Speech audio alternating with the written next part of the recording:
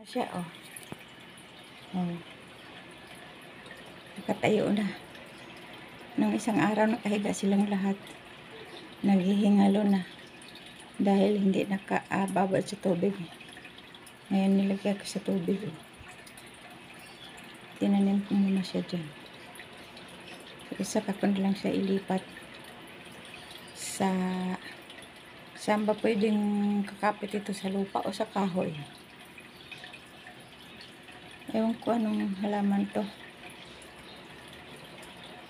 Pang kahoy ba to o pang lupa? Maano to eh. Mahaba.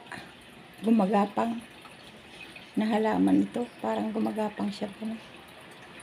So, ayun, buhay na siya, oh. Kasi inilagay lang dito sa ibabaw. Namamatay na. Tuyong-tuyo na siya. O ngayon, nakatayo na, oh. Buhay na buhay. Yun. Yung aquarium namin, wala pang isda. Yun. Puro tubig lang. Manghuhuli pa ng isda para ilagay dyan.